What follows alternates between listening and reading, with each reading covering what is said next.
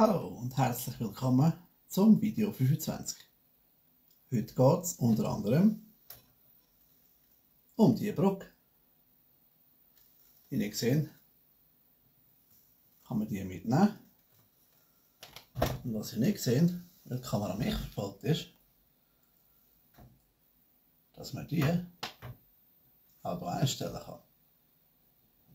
Wie man das Ganze macht und was ich mir überlegt habe dabei, wo die soll hinführen, zeige ich euch heute in diesem Video. Wie du aber schon gesehen hast, hat es verschiedenste Sachen heute neu. Unter anderem die Brücke.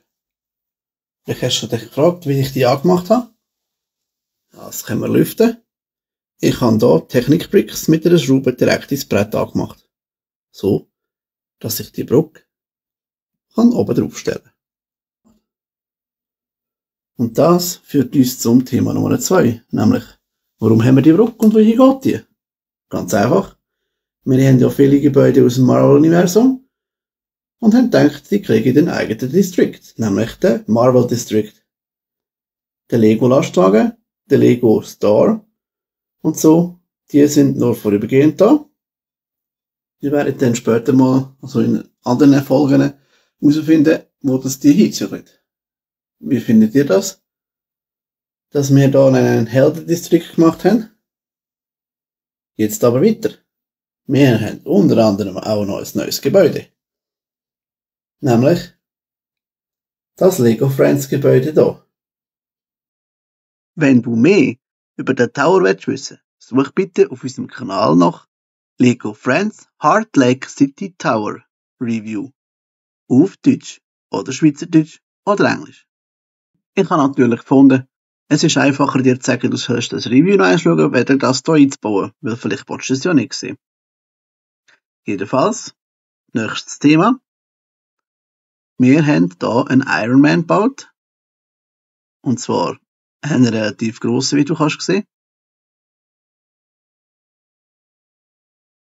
Vielleicht wirst du den mal irgendwo antreffen, wenn ich an einer Lego-Ausstellung bin.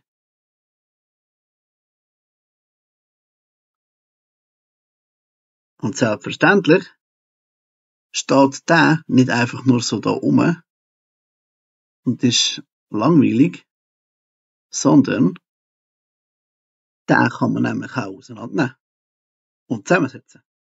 So wie ein kleines Minifigürchen. Nur ein bisschen grösser.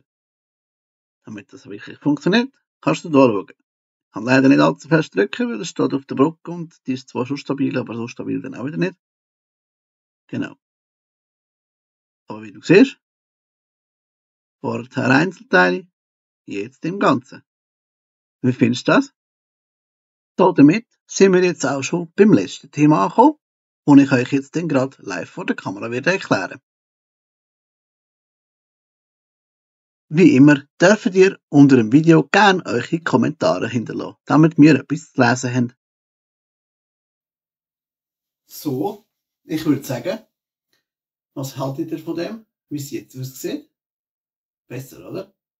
Wir haben gedacht, wir machen mal ein bisschen Museumsteil. Ich zeige euch das gerade, wie das so im Detail aussieht.